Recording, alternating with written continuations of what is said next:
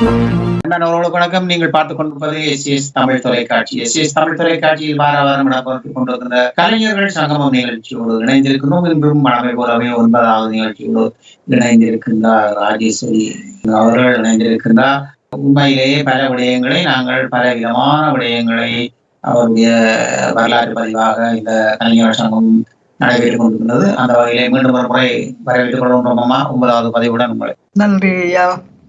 நன்றி. என்னை அழைத்ததற்கு. நிறைய சரித்திர தடயங்களை நாங்கள் பார்த்து கொண்டிருக்கிறோம். ஞாபகங்களுக்கு இது எழுதி வச்சு நான் சொல்ல இல்லை, எனக்கு ஞாபகம் இருக்கிறது தான் சொல்றேன்.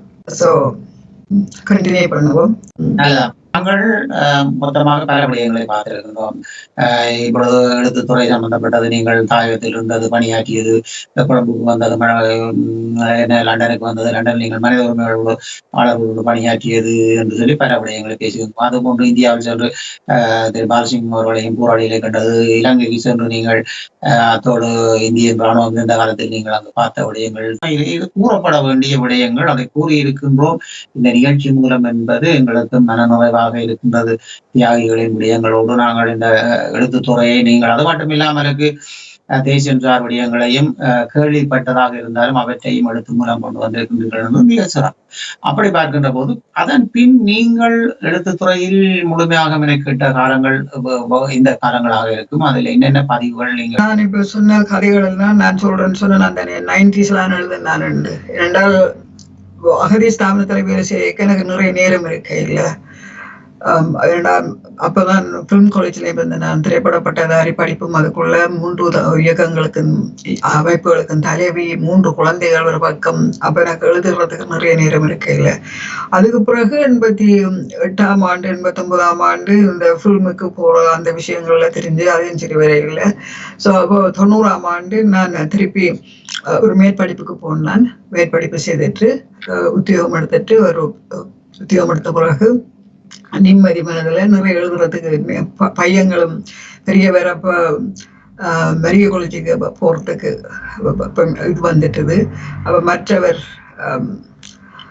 15 வயது ஓலவலுக்கு ஆயத்தப்படுத்துறார். அப்ப அவை இனி சின்ன பிள்ளைகள் இல்லை, அவையும் எனக்கு உதவி செய்வினம். அப்ப நான் நிறைய எழுதின காலகட்டம் 90ஆம் ஆண்டுகளுக்கு தான். அது 91ஆம் ஆண்டு தான் முதலாவது என்னுடைய புத்தக வெளியீடு வந்தது. லூசியம் டவுன் ஹால்ல. அது இருந்த ஒரு கங்காதரன் என்று இலக்கியத்துல ஒரு இடதுசாரி இலக்கியத்துல ஈடுபாடு. அப்ப அந்த புத்தகம் சிவசேகரம் வந்திருந்தவர். அந்த புத்தகத்தை செய்தாக்கள் யாருன்னு பார்த்தால் சிவசேகரம், சேரன், நிறைய ஆளுமைகள் அந்த புத்தகத்தை லான்ச் பண்ணவே டவுன் ஹால்ல. அதுதான் முதலாவதாக, அதாவது உலகமெல்லாம் வியாபாரிகள் தான் வந்தது புத்தகமாக. அது தொடர்கதையா வந்தது. அதுக்கு பிறகு பல நாவல் வந்தது அந்த காலகட்டத்துலதான். அப்ப 2 நாவல் முதல் இந்தியாவில வந்தது. நான் லண்டன்ல புத்தகமா வந்ததுதான் சொல்றேன். நான் இந்தியாவில புத்தகங்கள் வந்துட்டது. இலங்கையில 81ஆம் ஆண்டு உருவோட முறை வந்துட்டது. ஆனா லண்டன்ல புத்தகமா வந்தது முதலாவது 91 தான். அதுக்கு பிறகு நிறைய எழுதினான். நிறைய சிறுகதைகள் இருக்கிறேன். அந்த காலத்துல யூரோப்ல நிறைய இலக்கிய சந்திப்புகள் நடந்தது, பெண்கள் சந்திப்பு நடந்தது. அப்ப அதில் அங்க நிறைய கட்டுரைகள் இருக்கிறேன். இந்த கட்டுரைகள் எக்கச்சக்கமான கட்டுரை, 50 கட்டுரைகள் 3 தொகுதிகளாக இந்தியாவில் பப்ளிஷ் பண்றாங்க. அப்போ அதுல மனித உரிமைகள் மட்டுமில்லை, நிறைய கட்டுரைகள் பெண்கள் ஆய்வு, பெண்களின் இலக்கியம், பெண்களும் இலக்கியமும், பெண்களின் போராட்ட வரலாறு, அமெரிக்காவில் சுதந்திர போராட்டத்தில் இருந்து என்ன மாதிரி பெண்கள் அங்க போராடினாங்க, பிரித்தானியாவில் என்னென்று பெண்கள் போராடினாங்க, அதாவது உலக சரித்திரம் பெண்களை பற்றி. அது நீண்ட கட்டுரை தொகுதியெல்லாம் நிறைய எழுதினான். கூட்டங்கள்ல சமர்ப்பிக்கப்பட்டது அல்லது பத்திரிகைகள்ல பிரசுரிச்சு அப்படி வந்தது. அடுத்தது நாவல்கள் என்று பார்த்தால் ஒரு கோடவு முறை, தில்லியாற்றங்கரை, உலகமெல்லாம் வியாபாரிகளுக்கு பிறகு தேன்ஸ்நதிக்கரை 92ல வெளிவந்தது இந்தியாவில். அதுவரை பரிவையும் இரவுகள் 94ல வெளிவந்தது. அது சாகித்ய அகாடமி. எல்லாம் ஏதோ ஒரு பரிசு பெற்ற நாவல்கள் தான். எல்லா நாவலும் பரிசு பெற்ற நாவல்கள் தான். 94ல பரிவையும் இரவுகள் வந்தது. நான் முதல் சொல்லியிருக்கிறேன். நான் 90ஆம் ஆண்டிலிருந்து 2000 ஆண்டு வரைக்கும் இந்தியாவில் பெண்கள் சிறுகதை போட்டி செய்து கொண்டிருந்தேன் நான். அப்போ அந்த சிறுகதை போட்டிக்காக என்னுடைய செலவில் சிறுகதை போட்டி செய்து ஒவ்வொரு வருஷமும் போக வேண்டி வந்தது. அதுக்கு ஒவ்வொரு வருஷமும் போகலை. நான் முடியுமான வரைக்கும் 1 வருஷம் போனான். 2 புத்தகம் வந்து கொண்டிருக்கு, ஏதோ ஒரு புத்தகம் வந்து கொண்டிருக்கு. அப்போ 94ஆம் ஆண்டு பனி பெய்யும் இரவுகள் வந்த உடனே அது பாலு மகேந்திராவுக்கு மிக மிக பிடித்த ஒரு நாவலா இருந்தது. கணேசலிங்கம், பாலு மகேந்திரா, என் இலக்கிய சிநேகிதர்கள் அவைதான் வாய்ச்சி போட்டு எனக்கு சொல்லுவாங்க. பனிமை உறவுகள் 77ஆம் ஆண்டு கலவரத்துல பாதிக்கப்பட்டது மலையக மக்கள். அப்ப அந்த கதையின் கதாநாயகி மலையக பெண். அப்ப என்னுடைய அத்தனை கதைகளும் எங்களோட சரித்திரத்தோட தொடர்பானது. எல்லா கதைகளும் சரித்திரத்தோட தொடர்பானது. பனி பெய்யும் உறவுகள் சாகித்ய அகாடமி பெற்றது காரணம் பிகாஸ் அதுல அந்த வர்க்க பேதம் காட்டப்படுது. அப்ப அவர் அப்போதிகரியா போறாரு அங்க வேலை செய்யறது. அவர் அப்போதிகரி உண்மையான கதை. ஆனா நான் அதை அவரை ஆங்கில ஆசிரியர் என்று போட்டிருக்கின்ற கதையில அது பேஸ்ட் ஆன் உண்மையான கதை. பின்ன அவர் அங்க போனோடனே ஒரு வேலைக்காரி இருந்த ஒரு கூட்டக்கார மனசு இந்த பொம்பளை பிள்ளை நிறைய படிக்க விருப்பம், வேற டியூஷன் கேட்குது. ஐயா எனக்கு இங்கிலீஷ் சொல்லி தர்றீங்களான்னு. பின்ன அதுல இருந்து அவருக்கு வந்த இதுல தொடர்பு வருது. அப்போ ஹீஸ் ஆல்ரெடி மேரிட். அப்போ 77ஆம் ஆண்டு கலவரம் அந்த பிள்ளை தாய் தமிழெல்லாம் செத்து போச்சு. பின்ன வேறு சமையல் அறையில பக்கத்துல படுத்திருக்குது. பின்ன அவர் சொல்ற அப்படி இருக்காத, ஆக்கள் சொல்ல போயிடும், உனக்கு கட்ட பேர் வரும்ண்டு. பின்ன அவளுக்கு சொல்றாள், ஐயா வச்சிருக்கிறவன் தானே சொல்லினோம், நீங்க வச்சிருக்காட்டா எங்க போகணும்னு கேட்கிறாள். அவளுக்கு அவருக்கும் 14 வயது வித்தியாசம். அவளுக்கு 16 வயது, வரைக்கும் 30 வயது. அப்ப அவளுக்கு வேற வழி இல்லை. இவருக்கும் அந்த பிள்ளையில ஒரு கில்ட்டி இருக்குது. இவ்வளவு இளம் பிள்ளைகளை நான் இப்படி விருப்பமா, அந்த பிள்ளையில இவருக்கு விருப்பம். எனவே அந்த கதை, அந்த பிள்ளைன்ற மகள் லண்டனுக்கு கல்யாணம் வச்சு வருகிறது. அதுதான் கதை. அப்ப அந்த மலையகத்தை பற்றி எழுதின அந்த சிங்களத்துல டிரான்ஸ்லேட் பண்ணி வந்திருக்குது. அவர் 10 தரம் ஆச்சுன்னு சொன்னார். ஏனென்றால் இட்ஸ் சோ பியூட்டிஃபுல். மலையகத்துல அந்த மலையில இருந்து அவன் போறான். அந்த மாமா வீட்டுக்கு அந்த வீரக்காரிய செய்த மாமாவோட ஃப்ரெண்ட் அவன் அப்பா. பின்னர் 2 பேர் கூட்டி கொண்டு போவார். அங்க போனோடனே அவற்ற மகள் அவள்கிட்ட கேட்கிறான், மேலதானே நட்சத்திரம் இருக்கும், ஏன் கீழே இல்ல நட்சத்திரம் இருக்கு? அவள் சொல்றாள், அது கீழே நட்சத்திரம் இல்லை, அது ஏழை தோட்ட தொழிலாளர்களோட விளக்குகள். அப்ப அந்த அழகு அந்த குழந்தைக்கு தெரியாது என்ற அந்த பியூட்டி, இந்த சிமிட்டும். ஏன்னா நான் அந்த வயதுல பதிலைக்கு போயிருக்கிறேன். எங்கள் சொந்தக்காரர்களுக்கு சுகமில்லையென்று கார்ல போனாங்க. So we were staying in hotel. அப்போ கீழே பார்த்து நான் சித்தப்பா கேட்கிறேன், சித்தப்பா கீழே எல்லாம் நட்சத்திரம் இருக்கு சித்தப்பா. நட்சத்திரம் இல்லை கொஞ்சம், அது அங்க ஏழைகளோட விளக்கு உண்டு. அப்ப அந்த வாழ்க்கை முறை இன்றைக்கும் அது எப்படி இருக்குதுன்னு. அப்போ ஒவ்வொரு கதையும் அவர் சொல்வாரு கவிதை தன்மையானது என்று. அந்த சிங்களம் மதுலகிரிய டிரான்ஸ்லேட் பண்ணியிருக்கிறார். அவர் சொன்னார் 10 தரம் வாய்ச்சி நான் இந்த நாவல் என்று. அது யூடியூப்ல இருக்கு அவர் சொன்னது. அப்படி சில நாவல்கள் சிலர் மனதை தொட்ட கதைகளா இருந்தது. அதே போல வசந்தம் வந்து போய்விட்டது என்ற கதை நாவல் எழுதினான். அதுக்கும் அகாடமி அவார்ட் கிடைச்சது. அதுக்கு பிறகு அவனும் சில வருடங்களும் ஃபில்ம் இவ்வளவு காலம் உலகத்துல ஃபில்மை பற்றி ஒரு நாவல் எழுதினது இல்லை என்று எனக்கு சொல்லப்பட்டது. அது இப்போ இங்கிலீஷ்ல டிரான்ஸ்லேட் பண்ணியிருக்கிறேன். அது வரைக்கும் கட்டாயம் படமா எடுப்பாங்க. ஏனென்றால் அது beautiful story of the film school London. அப்போ இதெல்லாம் எங்கட தமிழாக்கள் எழுத மாட்டாங்க.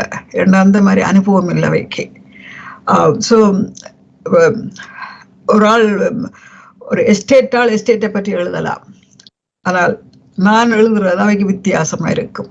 ஏனென்றால் எனக்கு தெரிஞ்ச எஸ்டேட் ஆக்கள் எல்லாம் இல்லை கொழும்புல இருக்க பெரும்பாலான வேலைக்கார பிள்ளைகளா இருப்பாங்க அல்லது படியங்களா இருப்பாங்க வேலை செய்யறது. அதுக்கப்பால படிச்சு வந்தது நான் 90ஆம் ஆண்டுகளுக்கு போன ஒருதான் மூழ்தரம் பார்க்கிறேன் ஒரு எஜுகேஷனல் இது மாற்றம் வந்திருக்குதுண்டு. பின்ன அதெல்லாத்தையும் பார்த்துத்தான் நான் எழுதினேன். அங்க இருக்கிற கதைகளையும் நாங்கள் எழுதணும்ண்டு. அவனும் சில வருடங்கள் பண்றது நான் சொன்ன நான் ஃபிலிம் ஸ்கூலை பற்றியது. வந்து நேற்றியமனன்ன்றது ஒரு சைக்கியாட்ரிஸ்ட் வர்றார் இலங்கையிலிருந்து. இந்த மேற்படிப்புக்கு வர்றார். படிச்சுட்டா என்ன அவனை பிடிச்சி கல்யாணம் முடிக்கணும்னு உங்க சொந்தக்காரர்கள் எல்லாம் செய்யணும். அவன் இந்த வாழ்க்கை முறையை பார்க்குறான். தன் சிஸ்டர் இந்த ஒரு வன்முறையான குடும்பத்து புருஷன் அடிக்கிற ஒரு ஒரு மனைவியாத்தான் அவ இருக்கிறா என்றால் அது கௌரவத்துக்காக ஒருவருக்கும் சொல்ல முடியாத வாழ்க்கை இன்னும் இருக்குது. லண்டனுக்கு வந்தாலும் ஆம்பளை தான் என்ற மாதிரி தான் இருக்குது. பின்ன அவன் அங்கே பழகிற பெண்கள் எல்லாம் இங்கிலீஷ் ஆக்களோட வேலை செய்கிறான். இல்லை அவனுக்கு வித்தியாசமா இருக்கு. பின்ன எல்லாரும் ரிப்பீட்டில் சொல்லுவேன் அங்கே போர் நடந்து கொண்டிருக்கு, போகாத என்று அவன் சொல்றான். எல்லாரும் போகாவிட்டால் தமிழரை யார் பார்ப்பாங்கன்று போறான். அப்ப சைக்கியாட்ரிஸ்ட் என்று நான் இருந்த கதை எடுத்து நான் என்றால் ஒரு சர்ஜனா வந்திருந்தால் இருக்கிற ஃபீலிங்கும் ஒரு சைக்கியாட்ரிஸ்டும் இருக்கிற ஃபீலிங்கும் வித்தியாசம். சைக்கியாட்ரிஸ்ட் என்றது உளவியலோட சம்மந்தப்பட்டவன். அப்போ அவன் சொந்தக்காரையெல்லாம் இழக்கிறான். சின்ன வயதா இருக்கு காமி வந்து கொடுமையெல்லாம் செய்யறத சந்திச்சவன் அவன். நான் சொல்றேன் அதுகளுக்கு எல்லாரும் ஓடி வந்தா யார் உதவி செய்யறேன்னு. அதான் அந்த நாளைய மனிதர்கள் என்றது புது சிந்தனையோட வர்றதை பற்றி தான் அந்த கதை. அப்படி 8 நாவல்கள் எழுதியிருக்கிறேன். 8 நாவல்கள் எழுதினது மட்டுமில்லை, எக்கச்சக்கமான சிறுகதைகள் 90ஆம் ஆண்டிலிருந்து 2005ஆம் 6ஆம் ஆண்டுகள் வரைக்கும் எழுதியிருக்கிறேன். அடுத்தது நிறைய காலம் இந்தியாவில் செலவழிச்சிருக்கிறேன். இந்தியாவில் செலவழிச்சது என்றால் 1991ஆம் ஆண்டு முருக மகாநாட்டுக்கு போனோடனே அந்த முருக வரலாறை பற்றி எழுத சொல்லி, அதாவது ஏன் ஸ்கந்தான் இருக்கு, ஏன் முருகான் இருக்கு. ஸ்கந்தானது சான்ஸ்கிரிட்டாக்கள், இது முருகான் தமிழ் கடவுள் என்ற மாதிரி. அந்த நேரம் தான் 2 டாக்டர் இலங்கை டாக்டர் என்ன கேட்டது, எங்களோட மக்களுக்காக மருத்துவ ரீதியாக எழுதக்கூட தமிழ்ல அங்கே ஆக்கள் இல்லை. இங்கிலீஷ்லாம் எழுதலாம், ஆனால் தமிழ் எழுதக்கூடிய ஆக்கள் இல்லை. அப்ப நான் 2 புத்தகம் எழுதினேன். அதுக்கு தான் அவர் சொன்னார், கவர்ச்சியான கதை சொல்லும் அழகோட மருத்துவ விஷயங்களை அழகாக சொல்லியிருக்கிறார் என்று. தாயின் செய்யும் உளம் உடவி, அது 2002ஆம் ஆண்டு 3ஆம் ஆண்டு வந்தது. அப்ப 90ஆம் ஆண்டிலிருந்து 2004-05 வரைக்கும் நிறைய புத்தகங்கள் எழுதியிருக்கிறேன். அதோட மேற்படிப்புகள் அப்ப படிச்சேன். மானுடவியல் படிச்சது 90ஆம் ஆண்டு ஆரம்பத்துல மானுடவியல் முதுமை மாஸ்டர் டிகிரி செய்தது.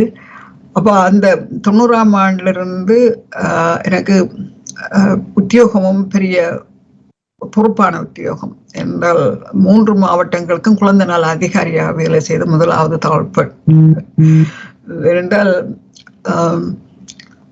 அந்த காலத்துல இப்படியான வேலைகளுக்கு நிறைய குவாலிஃபிகேஷன் உள்ளாக்கள் இருக்கையில். அப்போ எனக்கு நான் சொன்னேன் 4.5 வருஷம் இலங்கையில் படித்தேன். நான் அதுக்கப்புறம் இங்கே வந்து படித்தேன். 7 வருஷத்துக்கு மேலே படிச்சிருக்கிறேன். அப்போ ஒரு நல்ல வேலை கிடைக்கிறது பெரிய விஷயமா இருக்கையில். நல்ல வேலை கிடைச்சது வந்து அந்த வேலையிலேயே மிக மிக மிக மிக ஈடுபாடா இருக்க வேண்டிய வேலை. அந்த நேரத்துல என் ஆபீஸ்ல இருந்தவை தான் அந்த மிருக வழிபாட்டு ஆங்கிலத்துல கற்றுக்கிட்டாங்க. ப்ரெசன்டேஷன் ஆங்கிலத்துல தருவோம். அப்ப ஆங்கிலத்துல ப்ரெசன்டேஷன் பண்றத திருத்தி தந்தது என் பாஸ். அந்த அளவுக்கு என்னால் அதில் மரியாதை. இதை என்ன நான் புழுகிறதுக்குன்னு சொல்ல இல்லை. நான் எந்த இலக்கியத்துக்கோ என்னோட கட்டுரைக்கோ எல்லாத்துக்கும் உதவி செய்கிறது ஆங்கில பெண்களாக தான் இருந்திருக்கிறாங்க நீண்ட காலமாக. ஏன்னா அவை சொல்லுவாங்க, நீ செய்கிறதுகளை கனப்பெண்கள் செய்கிற இல்லை. இவ்வளவுக்கு 2 புத்தகம் மெடிக்கல் புத்தகம் எழுதுற எத்தனை பேர் எழுதி வேணும். 3 பையங்களையும் சொல்ற ஹோம்ஒர்க்கை செய்யணும். அவங்களை விரட்டி போட்டு அவங்க தங்களோட ஹோம்ஒர்க் செய்கிற நேரம் நீ சொல்லியிருக்கிறா 11 மணி வரைக்கும் நான் இருந்து எழுதுவேன். அப்போ இதெல்லாம் மக்களுக்காக செய்தது. முருக புத்தகம் இந்தியாவில் கேட்டப்பட்டபடியால் ஒரு சிந்தனையை தூண்டும் ஒரு ஆய்வு புத்தகமாக வந்தது. மருத்துவ புத்தகம் எங்கள் மக்களுக்காக செய்தது. நிறைய கட்டுரைகள் மகாநாடுகளுக்கு 93ஆம் ஆண்டு ஜெர்மனியில் ஒரு கூட்டம் மகாநாடு நடந்தது, அதுக்கு கூப்பிட்டாங்க. அப்புறமா பெண்கள் மகாநாடு நிறைய நடக்கிறது, அதுகளெல்லாம் எடுத்திருக்கிறேன். அப்போ என்னோட கட்டுரையெல்லாம் ஆய்வு கட்டுரைகள். அப்போ அந்த கட்டுரைகள் எல்லாம் கிட்டத்தட்ட 50 கட்டுரைகள் 3 புத்தகங்களாக வருது. இரண்டால் அது இந்திய யூனிவர்சிட்டிகளுக்கு நிறைய ப்ரெசன்டேஷன் கொடுத்துருக்குறேன். பின்ன அது எல்லாத்தையும் எடுத்து தான் போடுறாங்க. அப்போ இதெல்லாம் செய்கிறது இந்தியரே சொல்கிறாங்க, இந்திய பெண்களே இவ்வளவு எங்களுக்கு செய்யலே என்று. அவை காசுக்கு உத்தியோகத்துக்கு செய்வாங்க தவிர இப்படி வாலண்டரியா செய்ய மாட்டாங்க. ஒரு 2-3 வீக்ஸ் ரிசர்ச் பண்ணி ஒரு ப்ரெசன்டேஷன், ஒரு சொற்பொழிவை கொடுக்க மாட்டாங்க. நாங்கள் ஏன் செய்கிறோம் என்றால், நாங்கள் லண்டன்ல படிக்கிற அறிவை நாங்கள் பகிர்ந்து கொள்ள வேணும் எங்கட மக்களுக்கு. அதுதான் என்னுடைய சிந்தனை. இப்ப மருத்துவ நூல் எழுதுறதுக்கு என்னுடைய உத்தியோகம் துணையா இருந்தது. தாயின் செய்யும் எழுதுறதுக்கு நான் குழந்தை நல அதிகாரியா இருந்தது, தாயின் செய்கிறதுக்கு உதவியா இருந்தது. என்றால் அந்த பெண்களோடும் குழந்தைகளோடும் நிறைய வேலை செய்கிறேன், அதை பற்றி எங்கள் பெண்களுக்கும் தெரிய வேணும். அதை கேட்ட எங்களோட ஸ்ரீலங்கன் டாக்டர் முருகானந்தன் அவர் தான் கேட்டவர். அப்போ அவைக்கெல்லாம் நாங்கள் நன்றி சொல்லணும் ஐயா, நன்றி சொல்லணும். அப்போ எழுத்துக்கள் எழுத்துக்கள் எழுத்துக்கள். அதுக்கு பிறகு 2008ஆம் ஆண்டு வரைக்கும் நான் எழுத்துக்களோடும் இந்த வேலையிலையும் வலைபேசியா இருந்தேன். நான் 2008ஆம் ஆண்டு ரிசைன் பண்ணியாச்சு, இந்த காலில் சுகம் இல்லாதபடியா. அந்த 2009ஆம் ஆண்டு இந்த போர் காலம் முடிகிற நேரம் தான் நாங்கள் என்ன நடக்குதுன்னு கேட்கறது, கொஞ்சம் தமிழரும் பார்க்கணும்ண்டு. எங்கட மக்கள் எல்லாம் அடைச்சி வச்சிருக்கிறாங்களா, அவங்களுக்கு சாப்பாடு இல்லை, அப்படி இப்படி எல்லாம் சொல்லப்படுது, அங்கே போகணும்ண்டு. ஆனால் அங்கே போனால் நிறைய உலகத்து இன்டர்நேஷனல் ஆர்கனைசேஷன் எல்லாம் அங்கே நிற்கிறாங்க, ஐடிபி கேம்ப்ஸில் நிற்கிறாங்க, WHO, சேவ் த சில்ட்ரன் எல்லாரையும் நாங்கள் மீட் பண்ணாங்க அங்கே. அப்போ எல்லாத்தையும் செய்து கொண்டு வந்து கொழும்புல வந்து அத்தனை தலைவர்களையும் விமல் அமரசிங்க ஜேபி தலைவராக இருந்த அமரசிங்கவா சம்திங், அமரசிங்க ஏதோ ஒரு பேர், அவர் கிழவன் செத்து போனார். அவர் ரணில் விக்ரமசிங்க எல்லாரையும் மீட் பண்ணாது. ஆனால் சம்பந்தரையா மாட்டுவங்களை மீட் பண்ண இல்லை. அவருக்கு நேரம் இருக்கே இல்லையா, அவர் ரெஸ்ட் எடுக்கிறாரா. பார்லிமெண்ட்ல போய் 3 hours காத்து கொண்டிருந்தோம். விமல் வீரவன்சால இருந்து, அமரவன்சால இருந்து, ரணில் விக்ரமசிங்கால இருந்து எங்களுக்கு தேவையான மினிஸ்டர்ஸோட எல்லாம் மீட் பண்ணாங்க. குழந்தை நலம் வேண்டாம், குழந்தை நலம் அது இது நாங்கள் மீட் பண்ணி நாங்கள் கொஷன் பண்றோம், இதெல்லாம் செய்தீங்களா, இதெல்லாம் செய்தீங்களா, இதெல்லாம் செய்தீங்களான்னு கேட்கிறேன். பசுல் ராஜபாக்கிட்ட போய் இந்த ஃபுட்டை பற்றி கம்ப்ளைண்ட் பண்ணுதுலன்னு நான் கேட்டேன்.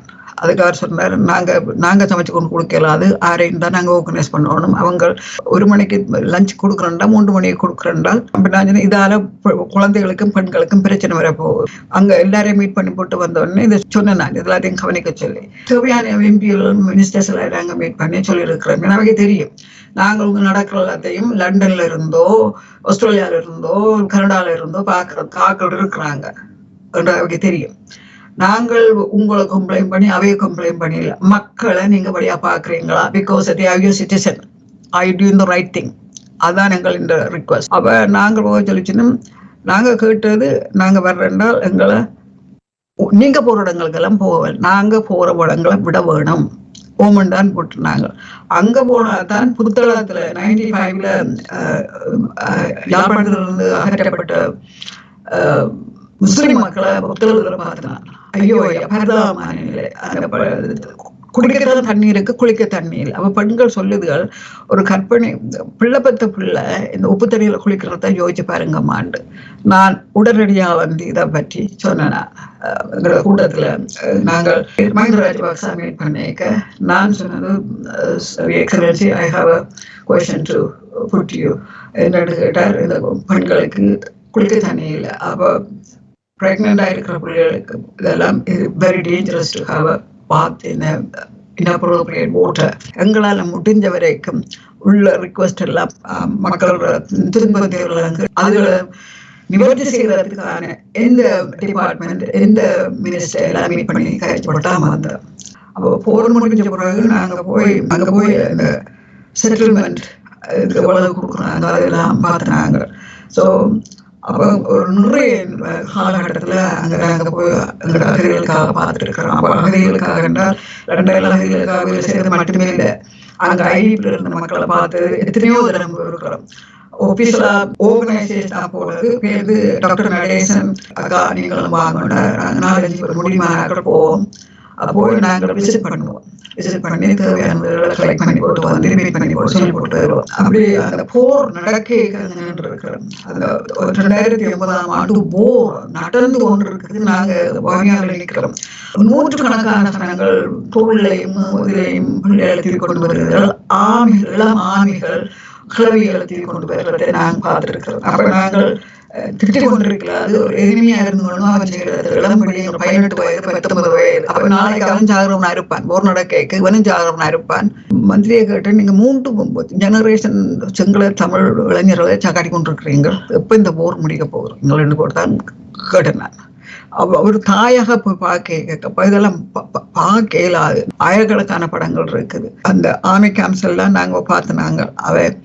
இந்த டோர்ச்சா இதெல்லாம் சொல்றோம்னு பார்க்க என்ன சொல்லிச்சுன்னா, நாங்க எங்களோட ரிக்வஸ்ட் நாங்க எல்லா இடம் வந்து பார்க்கணும்னு பார்க்க விட்டாங்க. ஆனா போர் நடக்கிற ஆர்மிக்குள்ள அவங்க விட இல்லை. ஆனால் அந்த மக்களை சுற்றி இருக்கிற ஆர்மி கேம்ப்ஸ் இதுகளை பார்த்தோம். It was a horrible situation. அந்த அளவுக்கும் மக்கள், எங்களோட தமிழ் மக்களை நாங்க வடிவா பார்க்கணும். அப்ப அதுகள் பட்ட துன்பம் அந்த போருக்குள்ளால இன்றைக்கெல்லாம் விழாக்கள் வைக்கிறாங்க. ஆனால் இவ்வளவு பேர் இருக்கிற முடியுமான வரைக்கும் உதவி செய்யணும். என்னென்றால் 30 வருஷம் அசாதாரண வாழ்க்கை வாழ்ந்த ஒரு தமிழ் சமுதாயம் நாங்கள். அப்ப 2 ஜெனரேஷன் எத்தனையோ கிடைக்க வேண்டிய கல்வி, கிடைக்க வேண்டிய அறிவு, பழக வேண்டிய சிநேகிதம், படிக்க வேண்டிய புத்தகங்கள் ஒன்றும் இல்லாம ஒரு நாடோடி மாதிரி தான் வாழ்ந்துருக்குறாங்க. நான் எழுதியிருக்கிறேன் இந்த கதைகள் எல்லாத்தையும். எங்களோட ஜெனரேஷன் நாங்க படிச்சு எங்களின் எதிர்கால சந்ததிக்கு சொல்றதுக்கு நிறைய இருக்குது.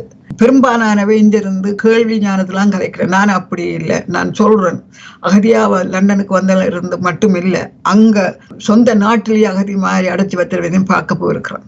நானும் நடேசனும் போய் இந்தியாவில் போய் கனிமொழியை கேட்டோம் வந்து பார்க்க சொல்லி. ஏனென்றால் நீங்களும் அநியாயம் செய்திருக்கிறீங்க எங்களுக்கு, ஆனால் எங்களுக்கு இன்றைக்கு தமிழருக்கு இருக்க நிலைக்கு you have to come and help என்று சொல்ல, அதுக்கு பிறகுதான் சுசுமால இருந்து ஓல் பார்ட்டி என்னென்று வர்றண்டாவுக்கு தெரியான்னு சொன்னான். நான் சொன்னேன், எங்கட இங்கிலாந்துல இன்னொரு நாட்டுக்கு போறேன்றால் ஓல் பார்ட்டி கான்ஃபரன்ஸ் தான் நீங்க போகலாம், ஒரு பார்ட்டியா போக இயலாது, நீங்கள் ஓல் பார்ட்டியா தான் வரணும். டெல்லியில இருந்து வந்தவ ஐயா, நாங்க தானே ஐயா தமிழ் அகதிகளுக்கு 50,000 வீடு கொடுக்கறதுக்கு முன்னுக்கு நின்று செய்த நாங்கள்.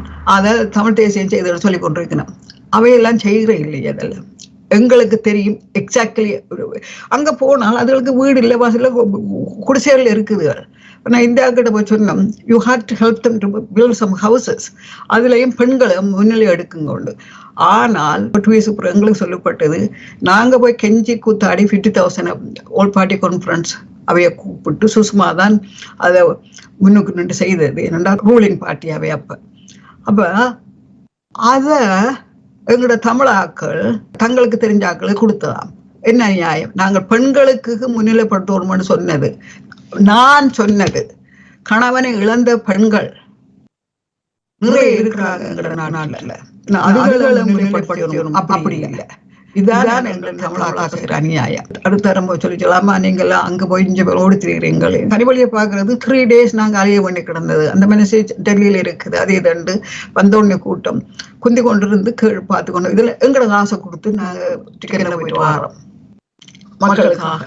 அப்ப அவையான இருக்கிறோம். அப்ப இன்னும் அவையை கொண்டு நாங்க நிறைய செய்யலாம் கன்ஸ்ட்ரக்டிவா. ஒரு கூட்டத்துக்கு இல்லை, ஒட்டுமொத்த தமிழ் மக்களுக்காகவும் உலக ஸ்தாபனங்கள்ல இருந்து சேர்க்கலாம். 2009ஆம் ஆண்டு போருக்குள்ள நிக்கிறோம் தானே. அப்போ ஒரு கோல் வந்தது, ஒரு இடத்துல கொஞ்சம் பிள்ளைங்கள் தப்பி வந்திருக்கிறாங்க போர்ல இருந்து. பிள்ளைகளும் ஆம்பிள்ளைகளும் வந்தா அந்த ஆமிகள் தங்களை இருந்து சரத்தை கொடுத்துருக்குறாங்க அவங்களோட யூனிஃபார்மை கலட்டி போட்டு போடுறதுக்கு. பெண்களுக்கு என்ன செய்யறது? அப்ப நடேசன் நானும் 2-3 ஹை கமிஷனுக்கு நாங்க உதவி செய்ய சொல்லி ஆல்ரெடி இந்த அகதிகளுக்கு செய்ய சொல்லி 2-3 ஹை கமிஷனுக்கு நாங்க போயிருக்கிறோம். கனடியன் ஹை கமிஷனுக்கு நான் சொன்னேன், எங்களோட அக்கௌண்ட்ல நிறைய டாக்ஸ் பே பண்ணீங்க, கொஞ்சம் உதவி செய்யுங்க. உங்க நோவே அவனை பேமெண்ட் பண்ண நாங்க தப்பி வந்த பொங்கல் கொடுக்கலன்னு சொன்னீங்க இல்லையா? உடனடியாக நடேசன் ஹை கமிஷனுக்கு போன் பண்ணி ஆஸ்திரேலியா ஹை கமிஷனுக்கு, ஐயா அது நாங்கள் அப்படித்தான் நடேசன் போன் பண்ணது. கிரியக்குளக்கு அவன் பேர் ஹை கமிஷனரா இருந்த பொம்பளை பேர் மறந்து போச்சு. ஸோ ஃபோன் பண்ணி சொன்னா we are allocated some money for them அந்த அந்த ஏரியாவுக்கு. இதெல்லாம் எத்தனை பேர் செய்வேணுமாப்பா? நாங்க செய்வோம், எங்களுக்கு தைரியம் இருக்கு. ஏனென்றால் எங்க Sri Lankan community all over the world இருக்கிறாங்க. அந்த ஹை கமிஷனுக்கெல்லாம் duty, they have a moral duty to support Sri Lankan people. நாங்கள் மில்லியன்ஸ் ஆஃப் பவுண்ட்ஸ் டேக்ஸ் கட்டுறோம் இருந்து. So they had to help. So அதுதான் நாங்கள் கனடியன் கிட்ட நாங்கள் மற்ற ஹை கமிஷன்ஸ் எல்லாம் போயிருக்கிறோம். நான் நடேசன் டாக்டர் இருந்தபடியா, நான் மெடிக்கல் நாலேஜ் 2 பேருக்கு இருந்தபடியா. So we met WHO. அவ இம்யூனைசேஷன் எல்லாம் படியா கொடுப்படுதாங்கிற பிள்ளைகளுக்கு. அது அன்டினேட்டல் போஸ்ட்நேட்டல் கிளினிக் எல்லாம் வடிவா செய்யப்படுதா? அவங்க செய்கிறாங்களங்க. இதெல்லாத்தையும் ஒரு அரசியல்வாதி போய்க்க படம் எடுக்கிறதுக்காக நின்று பார்த்து போட்டு வார்கள், நாங்க செய்கிறே இல்லை. we went and wrote all those things. அதுக்கு பிறகுதான் வந்து இலங்கையில நீண்ட சமாதானமும் இருக்க வேண்டும் என்று ஹியூமன் ரைட்டுக்கு வேலை செய்தவர் நானும் அவரும் போனாங்க. பீஸ் அண்ட் ரீசெட்டில்மெண்ட் ரீகன்சிலியேஷன், அது யுனைடெட் நேஷனுக்கு. அப்போ எனக்கு சிங்கள தமிழ் முஸ்லிம் இல்லை, மனிதம் அதான் முக்கியம். அந்த பெண்களுக்கு போய் என்ன கொடுமை பாருங்க. 95ஆம் ஆண்டு வந்ததுகள் இன்னும் உப்பு தண்ணியில குளிச்சு கொண்டிருக்குதுகள். ஒரு பிள்ளை பத்த பிள்ளை உப்பு தண்ணியில குளிச்சா என்ன அநியாயம். அது நாங்க போய்க்கு 2009ஆம் ஆண்டு 14 வருஷமா அதுகள் உப்பு தண்ணிலாம் குடிச்சு கொண்டு இருக்குதுகள். அதெல்லாம் கேட்கறதுக்கு நான் சொன்ன உங்களின் முஸ்லிம் தலைவர்கள் வேற இல்லையாண்டு. என்ன மறுமொழி தெரியுமா? நாங்கள் எலெக்ட் பண்ற இல்லவையா, அப்ப எங்களுக்கு எம்பி இல்லை. இதுதானா மனிதம்? மனிதம் என்றப்பா நான் எனக்கு ஓட் பண்ணாதவைக்கு வேலை செய்யாதுன்றது மனிதம் அல்ல. அப்ப அதுகள் முஸ்லிம்கள் என்றபடியா அதுகளுக்கு எம்பி இல்லை. அதோட ஓட்டிங் எல்லாம் ஜப்னால் இருக்கு. So Jaffna MP can come. அப்போ நாங்கள் எங்களால் முடிஞ்ச வரைக்கும் வேரியஸ் சிச்சுவேஷனுக்கு பார்த்துட்டு வேரியஸ் கண்ட்ரிகளுக்கு போய் தெரிஞ்சிட்டு உதவி கேட்டுட்டு 50,000 வீடு எடுத்து கொடுத்தது, அதுக்கு ஓட் பார்ட்டியை கான்ஃபரன்ஸை கொண்டு வர்றது, அப்படி கொண்டு வர்றதுலாம் சொன்னது நாங்கள். ஏன்னா அதுகளுக்கு தெரியாது இதெல்லாம் how to do the international politics என்று. நாங்கள் லேபர் பார்ட்டியில் இருக்கிறதால we know how to do things. அப்போ நாங்கள் போய்க்க பிரிட்டிஷ் ஃபாரின் ஆஃபீஸ்க்குள்ள பெர்மிஷன்லாம் நான் போகலாது, பிகாஸ் யூ ஆர் பிரிட்டிஷ். அப்போ அவையும் இந்திய 2 வரைக்க எல்லாரும் சேர்ந்தா வரணும். நாங்க போய்க்க உலகத்தில் இருந்த பெரிய பெரிய பெரிய படிச்ச கலாநிதிகளோட நாங்க போனாங்க. ஏனென்றால் தே have a permission to come. நாங்கள் ஹியூமன் ரைட்டை பார்க்க போறோம். அப்படி எங்கள்கிட்ட மனிதம் உள்ள நிறைய தமிழர் இருக்கிறாங்கப்பா. அவையெல்லாத்தையும் நாங்கள் கண்டினியூஸா எங்களை மக்களுக்கு வேலை செய்யறதுக்கு. இன்னும் ஒன்று கம்ப்ளைண்ட் நான் திருப்பி சொல்றது, ஸ்ரீலங்கன் டாக்டர்ஸுக்கு இந்தியாவில் என்ன நடக்குது என்றால், அவங்க இன்டர்நேஷனல்ல இருக்கிற இந்தியன் டாக்டர்ஸ் ஒரு வருஷத்துல 2-3 கிழமை லீவ் எடுத்துட்டு போய் இந்த ரூரல் ஏரியாவில் போய் வேலை செய்துட்டு வர்றாங்க. எங்கடாக்களையும் செய்யக்கூடாது. அங்க ஒரு வருடத்துக்கு போனா 4 வருடத்துக்கு காசு வாங்குறது தவிர செய்யறாங்க இல்லை. மெடிசன் என்றதுப்பா ஒரு உயிரை காப்பாற்றுறது, பிழைக்கிறதுக்கு வைக்கிறேன்றால் வேற பேங்க்ல வேலை செய். ஆனால் திருப்பி இதைத்தான் சொல்லி கொண்டு வர்றேன். சுனாமி வந்த உடனே என் மகன் இலங்கைக்கு போய் உதவி செய்தவர். அவற்ற மாமனார் டாக்டர் என்றபடியா போனவே நான் எந்த பகுதிக்கு போய் அதுகளுக்கு நிவாரணத்துக்கு உதவி செய்தேன். நான் எங்களுடைய தமிழாக்கள் வெளியில் இருக்கிறேன். நாங்கள் நினைச்சா யாழ்ப்பாணத்தை 4 தரம் சிங்கப்பூர் ஆக்கலாம். 9வது பதிவோடு இணைந்திருக்கின்றோம். நிச்சயமாக நாங்கள் 10வது பதிவோடு நிறைவாக்கிக் கொள்வோம் நினைக்கின்றேன். 10வது பதிவில் நாங்கள் இணைந்து கொள்வோம். அடுத்த மனக்கிடைக்கைகள் கிடந்த கதைகள் பற்றியும், தாயகம் பற்றியும், இந்தியா பற்றியும், லண்டன் பற்றியும் கூறியதை பற்றியும் உங்களோட மனக்கிடைக்கைகளை வெளியில் கொண்டு வந்தது உங்களோட மனநிலையை மக்களுக்கு செலவழிக்கிறதுக்கு நான் பட்டிசாரி வாங்குறேன். இதெல்லாம் என்ற அக்காண்டபடியா வாங்கிட்டு மக்களுக்கு உதவி செய்யணும். ஏனென்றால் அதுதான் மனிதம். நன்றிகளோடு அடுத்த இதுவரை நீங்கள் பார்த்தது கலைஞர்கள் சங்கமம். கலைஞர்கள் சங்கமத்தில் ராஜேஸ்வரி பாலசுப்ரமணியம் அவர்கள் இணைந்து கொண்டு 9வது பதிவிலும் தன்னுடைய வரலாற்று விடயங்களையும் கதை விடயங்களையும் பணியாற்றிய பல விடயங்களையும் இங்கே கலந்து கொண்டு மனம் திறந்து பேசியுள்ளார். 10வது பதிவோடு இணைந்து கொள்வோம். அதுவரை உங்களுக்கு நன்றி. வணக்கம். வணக்கம் ஐயா.